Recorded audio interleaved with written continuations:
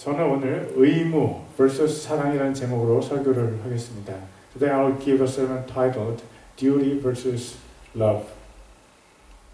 오늘 우리는 마가가 기록한 예수님의 두 번째 가르치심을 보고 있습니다. 먼저 마가복음 2장 13절에서 17절까지는 예수님께서 마태복음을 기록한 세리 마태를 부르셨습니다. 그리고 그의 집에서 함께 식사하신 장면으로 이야기가 시작됩니다. 마가복음 2장 14절입니다. 그분께서 지나가시다가 알페의 아들 레위가 세련 받는 곳에 앉아있는 것을 보시고 그에게 나를 따르라 하시니 그가 일어나 그분을 따르니라. 마태의 원래 이름은 레위이고 그가 예수님을 만난 이후에 새로 생긴 이름이 마태입니다. 예수님께서 그에게 새로운 이름을 주셨을 가능성이 있습니다. 마태란 이름은 하나님의 선물이라는 뜻을 가지고 있습니다. 그는 세리였습니다. 세리는 이스라엘을 점령하고 있던 로마를 위해서 일하던 세금 징수원입니다. 탈무드에 의하면 세리는 두 부류로 나눠진다고 합니다. 한 부류는 일반적인 세금을 징수하는 세리입니다. 그들은 술과 과일 등 1차적인 생활 필수품에 대한 세금을 징수했습니다. 또 한 부류는 부둣가 등에서 세관을 통과하는 물품들에 대한 세금을 징수했습니다. 세리들은 이스라엘 사람들에게 경멸의 대상이었습니다. 그들이 점령국인 로마를 위해서 일한다는 것과 함께 그들이 정해진 것보다 더 많은 세금을 거두어서 개인적으로 착복을 했기 때문입니다. 마태는 세관에서 세금을 거두던 세리였습니다. 그가 어떤 이유에서 예수님의 부르심에 응답했는지 우리는 정확히 알 수 없습니다. 그러나 확실한 것은 그가 예수님의 부르심에 망설임 없이 응답하고 세관을 떠났다는 것입니다. 그는 자신이 가지고 있던 고수익 직업을 망설임 없이 버렸습니다. 그리고 아무 말 없이 예수님을 뒤따랐습니다. 마가복음 2장 15절입니다. 예수님께서 그의 집에서 음식 앞에 앉으실 때 많은 세리들과 죄인들도 예수님과 그분의 제자들과 함께 앉으니 이는 많은 사람들이 거기 있었고 그들이 그분을 따랐기 때문이더라. 예수님을 뒤따르던 마태는 예수님을 자기 집에 모시고 잔치를 열었습니다. 아마도 그가 친했던 사람들을 불러서 이별 잔치를 한 것이 아닌가 싶습니다. 그 자리에는 많은 세리들과 죄인들이 예수님과 그분의 제자들과 함께 앉아서 시끌벅적하게 식사를 하고 있었습니다. 마가복음 2장 16절입니다. 서기관들과 바리새인들이 그분께서 세리들과 죄인들과 함께 잡수시는 것을 보고 그분의 제자들에게 이르되 어찌하여 그가 세리들과 죄인들과 함께 먹고 마시느냐 하매 마태의 집에서 열린 잔치를 보고서 서기관들과 바리새인들이 예수님의 제자들에게 예수님을 비난합니다. 예수님께서 어떻게 세리들과 죄인들과 함께 식사를 할 수 있느냐는 것입니다. 마가복음 2장 17절입니다. 예수님께서 그것을 들으시고 그들에게 이르시되 온전한 자들에게는 의사가 필요 없으나 병든 자들에게는 필요하니 나는 의로운 자들을 부르러 오지 아니하고 죄인들을 불러 회개하게 하려고 왔노라 하시니라. 병든 자들은 세리와 죄인들을 말합니다. 예수님께서는 영적인 의사이심으로 영적으로 병든 자들인 세리와 죄인들과 함께 식사하는 것이 옳다고 말씀하셨습니다. 왜냐하면 영적으로 병든 자들을 회개하게 해서 영적으로 건강하게 만드는 것이 바로 예수님의 사명이셨기 때문입니다. 여기까지가 첫째 이야기입니다. 이 부분은 예수님께서 세리와 죄인들을 부끄럽게 여기지 않으시고 그들을 사랑하셨다는 것을 말합니다. 이제 두 번째 이야기를 살펴보겠습니다. 두 번째 이야기는 예수님의 제자들이 금식하지 않는 것에 대한 예수님의 설명입니다. 마가복음 2장 18절입니다. 요한의 제자들과 바리새인들의 제자들은 자주 금식하더라. 그들이 그분께 나와 이르되 요한의 제자들과 바리새인의 제자들은 금식하는데 어찌하여 당신의 제자들은 금식하지 아니하나이까 하매 예수님께서 사역을 하실 때 이스라엘에는 성인 남성들을 위한 몇 개의 학교들이 있었습니다. 제가 학교라고 말했지만 이 학교들은 공식적으로 학교라고 이름이 붙여진 것들은 아니었습니다. 그러나 지식적으로 또 실제적으로 하나님을 따르는 것에 대한 교육을 했습니다. 그 중 하나는 회당이었습니다. 회당은 BC 586년에 남유다가 느부갓네살 왕에게 멸망을 당한 것 때문에 생겨났습니다. 그들은 포로로 잡혀간 후에 넓은 지역에 흩어져서 살게 되었습니다. 원래 이스라엘의 신앙은 성전 중심으로 이루어졌습니다. 성전에서 예수님의 십자가 희생을 기념하는 동물의 제사를 하나님께 드리면서 그들은 하나님을 섬겼습니다. 그러나 그들이 타락하고 성전에서 하나님께 제사를 드리는 것을 멸시했습니다. 그들이 가축을 기르고 농사를 지은 것의 10%를 레위인들에게 주어야만 레위인들이 하나님의 성전을 섬길 수 있었습니다. 그러나 그들은 하나님께 드릴 11조를 더 이상 드리지 않았고 레위인들은 먹고 살기 위해서 성전을 떠났습니다. 레위인들도 11조를 드리면 그 11조가 제사장들의 양식이 되었습니다. 레위인들이 성전을 떠나자 제사장들도 성전을 떠날 수밖에 없었습니다. 성전 중심의 신앙생활이 무너지자 이스라엘이 하나님을 더 멀리 떠나게 되었습니다. 그 결과로 하나님의 진노하심을 입어서 결국 남유다가 멸망하게 된 것입니다. 그들이 포로로 사로잡혀간 후에 그들 중 일부가 회개했습니다. 하나님을 섬기는 신앙의 중요성을 통감하게 된 그들은 포로 생활 중에서 회당이라는 모임의 장소를 만들었습니다. 그들은 회당에서 하나님을 섬기기 시작했습니다. 회당에서 모여서 하나님께 예배를 드리고 회당에서 모여서 성경을 공부했습니다. 그러나 그들은 하나님의 말씀을 잘못 이해한 지도자들의 해석을 받아들였습니다. 오랜 시간 동안 잘못된 성경 해석이 전통이란 이름으로 그들의 신앙이 되었습니다. 예수님께서는 그들의 전통이 성경을 우리에게 주신 하나님의 뜻에 위배되다는 것을 그들에게 가르치셨습니다. 그러나 그들이 그런 예수님의 말씀을 받아들이지 않고 배척했습니다. 그들이 하나님의 말씀을 자기 기준으로 해석한 오랜 역사적인 기록이 바로 탈무드입니다. 지금도 유대교의 유대인들은 회당에서 탈무드를 공부합니다. 꼭 기억하십시오. 그들에게는 성경보다 탈무드가 더 권위가 있습니다. 그리고 탈무드에 있는 몇 가지 내용은 이렇습니다. 오직 유대인만이 인간이다. 비유대인이 비유대인이나 유대인을 죽였을 때는 유죄이지만 유대인이 비유대인을 죽였을 때는 무죄다. 예수는 그가 지은 죄로 인해 지옥에 끓는 똥물 속에서 벌을 받다가 마법 주문을 통해서 살아났다. 고귀한 가문의 귀족 자손이던 그 여자 마리아는 목수들과 음탕한 짓을 저질렀다. 기독교도들의 말살은 필수적인 제물이다. 율법은 남의 아내와 간음한 자를 죽이라고 명하지만 유대인은 미성년자의 아내나 비유대인의 아내와의 간음을 허용한다. 미성년은 아직 사람이 되지 않았으며 비유대인은 사람의 지위를 갖지 못했다는 것이 그 구실이다. 제가 지금 얘기한 것보다 더 비윤리적인 이야기들도 탈무드에 많이 써 있습니다. 이런 탈무드를 공부하는 학교가 바로 회당입니다.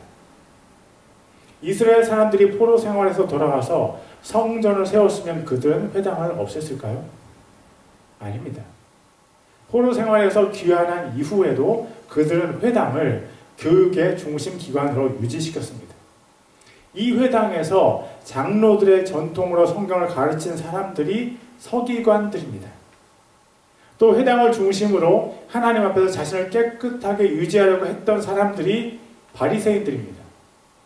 바리새인들의 잘못이라면 그들이 하나님의 말씀인 성경을 기준으로 삼지 않았다는 것입니다. 그들 후에 탈무드가 된 장로들의 전통을 하나님의 말씀보다 더 높은 권위로 인정했습니다. 그렇기 때문에 개신교가 유대교와 하나가 될 수 없는 것입니다. 성인 남성을 위한 이스라엘의 학교 중 하나는 회당이었습니다. 그들은 주기적인 금식을 종교적인 의무로 가르쳤습니다. 이스라엘의 또 다른 학교는 침례 요한이 교수인 광야 학교였습니다. 광야 학교에서는 자신의 죄를 회개하고 요단강에서 침례를 받도록 사람들을 가르쳤습니다. 광야 학교의 교장은 성령님이셨습니다. 침례 요한은 어머니 뱃속부터 성령님으로 충만했습니다. 그래서 그는 당대 최고의 권력 중에 하나인 헤롯도 두려워하지 않았습니다. 광야 학교의 학생들은 하나님 앞에서 자신의 죄를 회개하기 위해 주기적으로 금식을 해야만 했습니다. 비록 침례 요한이 성령님으로 충만했지만 광야 학교의 한계는 분명했습니다. 그것은 예수님의 피로 죄를 용서받는다는 귀한 진리가 아직 없었습니다. 또 성령님께서 각 개인에게 임재하셔서 사람들을 죄의 권세에서 해방시켜 주신다는 진리도 아직 없었습니다. 사람들이 하나님께 직접 나아가서 하나님과 대화하고 하나님의 권능을 받는 일도 없었습니다. 그것이 광야 학교의 한계였습니다. 그래서 그들의 금식은 자기 자신의 죄를 회개하는 것에 머물렀습니다.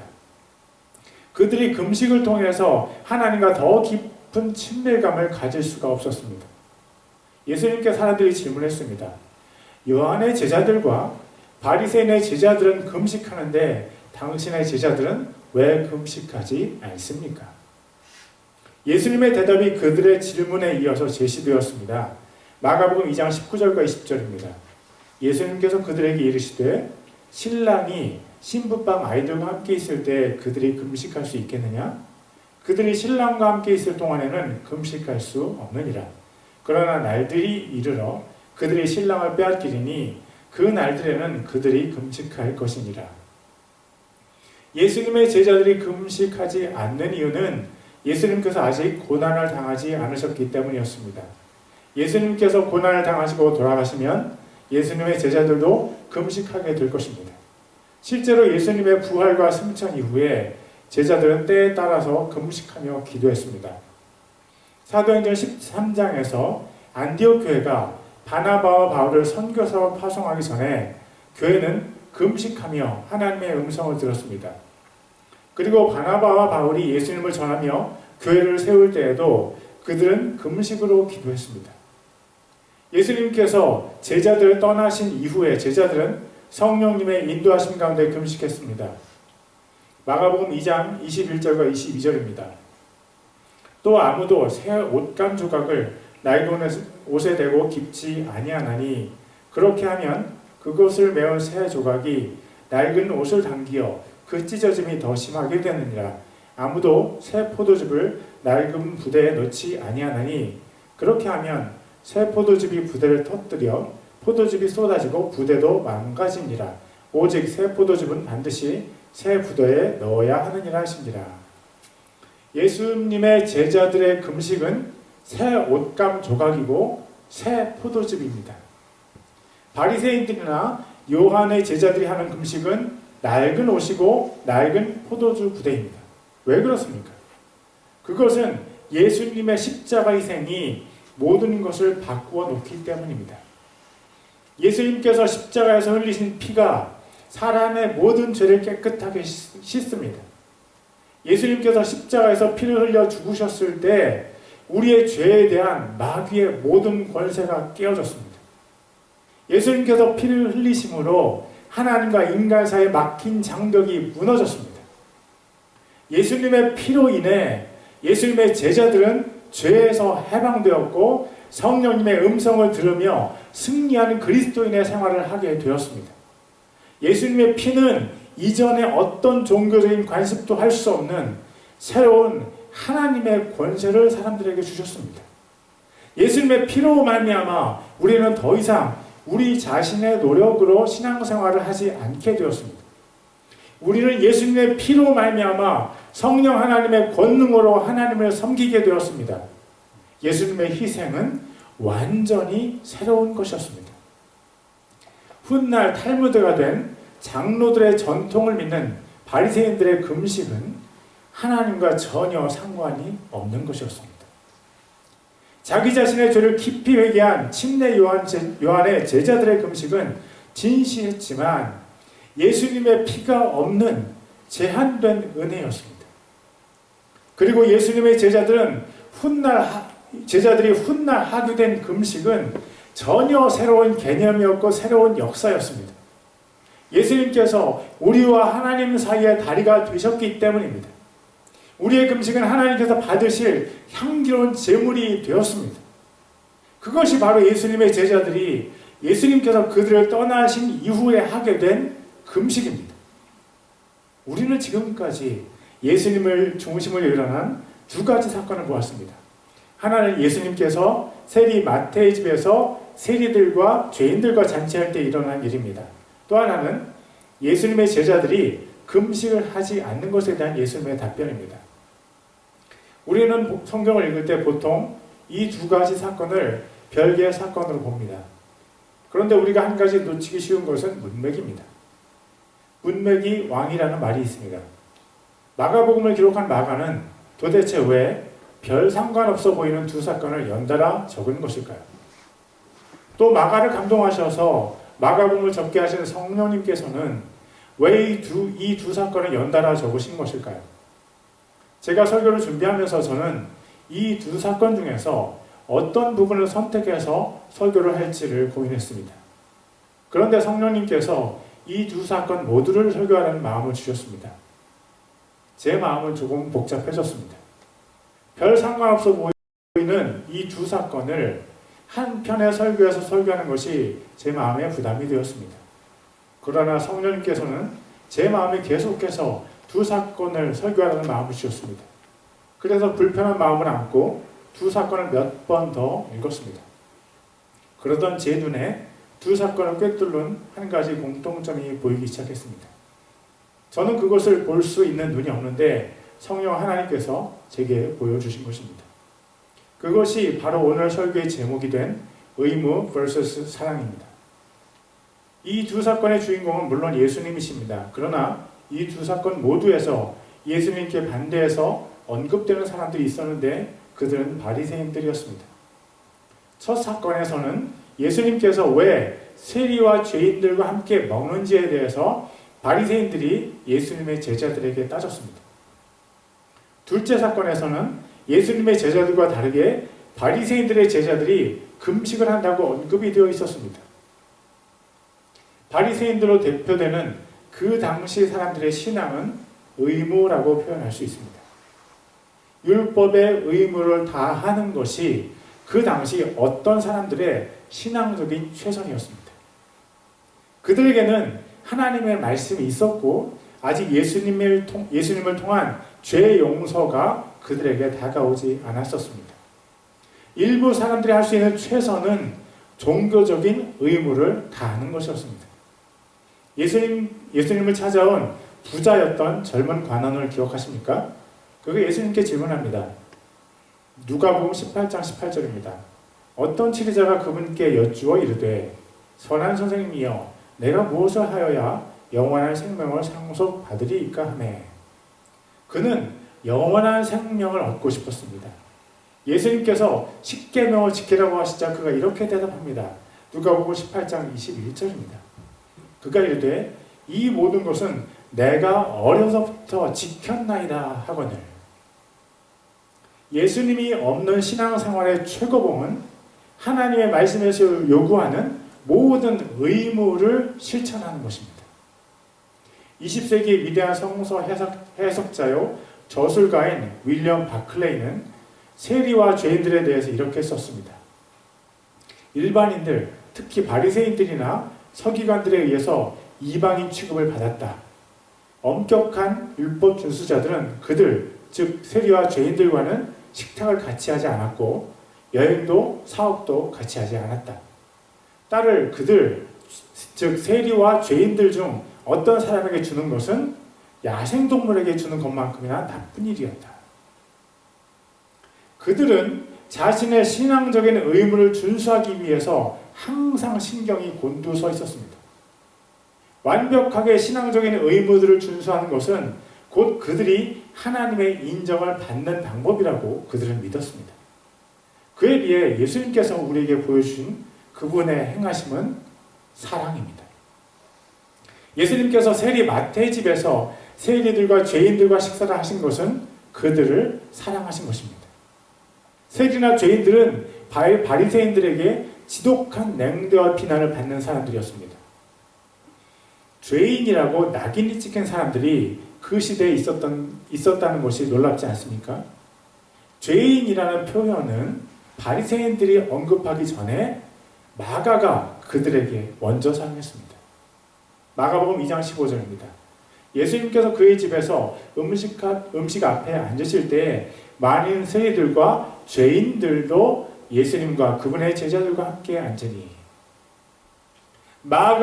마가에게서까지 죄인이라고 불렸던 그들은 분명 외로웠을 것입니다.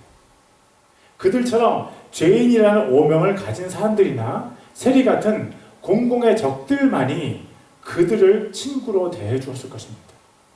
그런데 수많은 사람의 병을 고치시고 사람들에게서 마귀들을 내쫓아 주신 예수님께서 그들과 한 식탁에 앉으셨습니다. 그분께서 입을 여시면 세상의 어떤 지혜자들도 자기 입을 가리게 되는 그분께서 그들과 함께 떠들며 식사를 해주셨습니다. 여러분은 이것을 무엇이라고 생각하십니까? 이것은 바로 사랑입니다.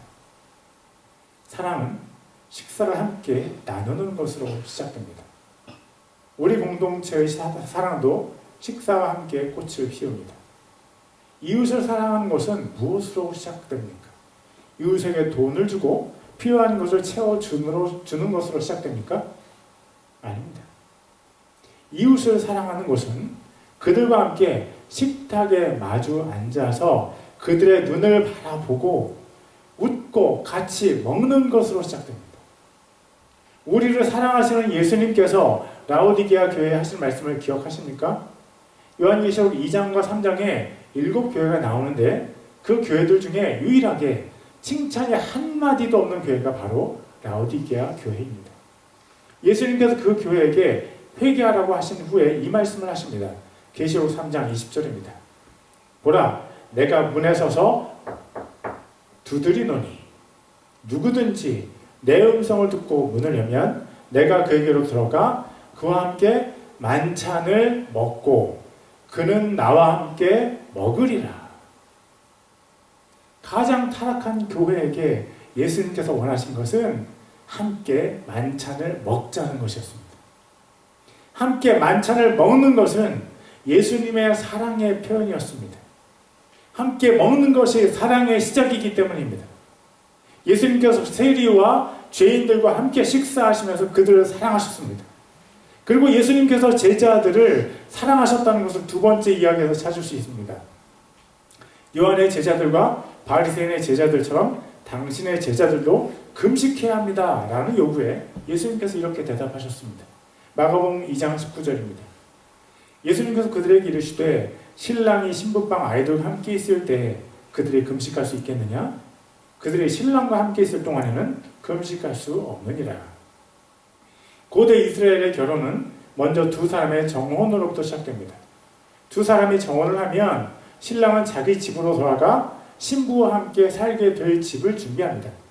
그리고 집이 다 준비가 되면 신랑의 아버지가 신랑에게 신부를 데려오라고 명령을 내립니다. 그러면 신랑이 자기와 친한 친구들 또 손님들과 함께 신부를 데리러 신부의 집으로 갑니다. 신부의 집에서 신랑과 그의 손님들이 신부의 가족들과 함께 잔치를 합니다. 그 후에 신랑이 신부의 집에서 신부를 데리고 신랑의 집으로 옵니다. 신부가 신랑의 집에 오면 두 사람의 결혼을 축하하기 위해서 성대한 잔치가 열립니다. 이것이 그들의 결혼식이고 그 잔치는 7일 정도로 길게 이어지기도 합니다. 그렇게 잔치를 하는 7일간은 비록 바리새인들이라도 금식의 의무가 면제됩니다. 예수님께서는 교회의 신랑이시고 예수님을 믿는 사람들은 예수님의 신부입니다. 예수님의 제자들은 예수님의 신부인 교회의 일부입니다. 예수님께서 제자들과 함께 머무는 동안에 그들이 금식할 수 없는 것은 그 시간이 슬픔의 시간이 아니기 때문입니다. 제자들은 적어도 예수님과 얼굴과 얼굴을 맞대고 있는 동안에는 예수님과 사랑을 나누어야 했습니다. 제자들이 금식하지 않는 이유에 대해서 예수님께서 말씀하신 것은 예수님과 사랑을 나누고 있는 제자들의 기쁨을 방해하지 않겠다는 것입니다. 예수님의 제자들을 끝까지 사랑하셨습니다. 우리가 두 이야기를 살펴보았듯이 이 두 이야기는 다른 내용을 다루고 있지만 한 가지 공통된 주제를 우리에게 던져주고 있습니다. 우리는 하나님과의 관계를 의무적으로 치러내고 있습니까? 아니면 우리가 하나님과의 사랑의 관계를 발전시키고 있습니까? 우리의 신앙생활에서 의무가 중요합니까? 아니면 사랑이 중요합니까? 우리가 주일 예배에 오는 것은 그것이 우리의 당연한 의무이기 때문입니까? 아니면 우리에게 예수님을 주신 하나님을 너무나 사랑해서 우리가 그분께 예배드리기 원하는 것입니까? 우리가 헌금을 드리는 이유가 의무입니까? 아니면 사랑입니까? 우리가 기도를 하는 이유가 의무입니까? 아니면 사랑입니까? 우리가 교회 청소를 하는 이유, 우리가 교회 봉사를 하는 이유는 무엇입니까? 우리는 무엇을 위해서 성경을 읽습니까? 당신은 성경을 의무적으로 읽습니까? 아니면 하나님을 사랑해서 읽습니까? 만약 의무가 하나님을 향한 우리 삶의 반응이라면 우리는 이 시대의 바리새인입니다. 누가 바리새인인지 그 사람의 기도를 통해서 알 수 있다고 예수님께서 말씀하셨습니다. 바리새인의 기도를 아십니까? 누가복음 18장 11절과 12절입니다. 바리새인은 서서 홀로 이렇게 기도하여 이르되 하나님이여 내가 다른 사람들 곧 착취하고 불의하고 간음하는 자들과 같지 아니하고 더욱이 이 세리와도 같지 아니함을 감사하나이다.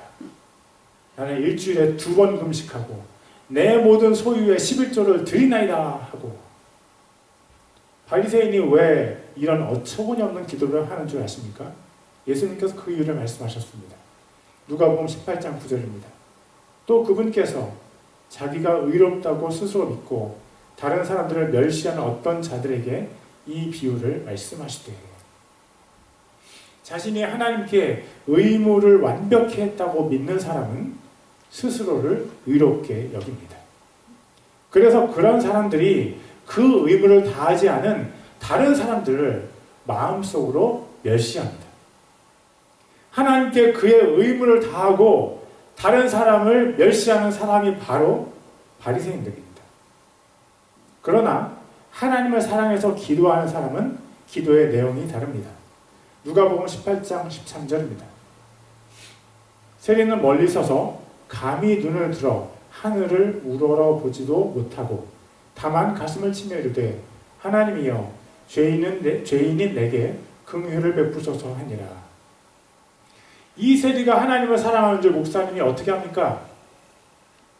하나님을 사랑하는 사람은 하나님과 인격적인 관계를 맺은 사람입니다. 세리가 하나님 앞에서 회개를 한 것은 다른 사람들로부터 자기가 죄인이라고 불려졌기 때문이 아닙니다. 그가 살아계신 하나님 앞에 서니 그 자신의 죄가 너무 분명하게 깨달아진 것입니다. 하나님 앞에서 자신의 의를 자랑할 수 있는 사람이 누가 있습니까? 그러나 바리새인은 하나님 앞에서 자신의 의를 드러냈습니다. 그가 하나님께 자신의 의무를 다했다고 생각하기 때문입니다. 무슨 말입니까? 바리새인은 하나님과 인격적인 관계를 시작조차 하지 않았다는 것입니다. 하나님과의 인격적인 관계를 시작하지도 않은 사람이 어떻게 하나님을 사랑할 수 있습니까? 율법적으로 완벽한 바리새인이 만약 하나님과의 인격적인 관계를 시작하면 그도 자신의 추한 죄들을 안타까워하기 시작할 것입니다. 그러므로 하나님께 기도할 때 자신의 죄를 회개하는 사람이 바로 하나님을 사랑하는 사람입니다. 우리는 무엇을 위해서 기도합니까? 하나님께 우리의 의무를 다해서 우리가 하나님 앞에 떳떳하다고 감사하기 위해서 기도합니까? 아니면 하나님을 사랑해서 기도합니까? 우리가 가정이나 직장에서 다른 사람들을 대할 때 우리는 무엇을 위해서 그들을 섬깁니까? 만약 그것의 동기가 의무라면 우리는 그들을 사랑하기 어려울 것입니다. 하나님께서 우리를 어떻게 대하셨습니까? 요한복음 3장 16절입니다.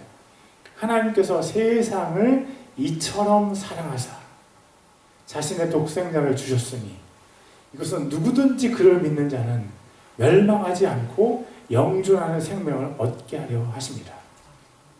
예수님께서는 우리를 사랑하셨습니까? 네, 맞습니다. 요한복음 15장 9절입니다. 아버지께서 나를 사랑하신 것 같이 나도 너희를 사랑하였으니 너희는 내 사랑 안에 거하라. 하나님께서 지금도 우리를 사랑하십니다. 그리고 우리도 하나님을 사랑하고 이웃을 사랑하기를 원하십니다. 요한일서 4장 8절입니다. 사랑하지 아니하는 자는 하나님을 알지 못하나니 이는 하나님이 사랑이시기 때문이라. 여러분, 하나님을 사랑하십니까? 저는 우리 모두가 하나님을 뜨겁게 사랑하게 되기를 원합니다. 하나님을 뜨겁게 사랑하는 사람만이 이웃을 사랑할 수 있습니다. 사랑의 하나님을 아는 사람은 사랑을 안 할 수 없습니다. 하나님께서 사랑이시기 때문입니다. 때로는 의무도 필요하지만 하나님과 우리의 관계 가운데 정말 필요한 것은 사랑입니다. 하나님을 사랑합시다. 하나님을 깊이 사랑합시다. 기도하시겠습니다. Let's pray.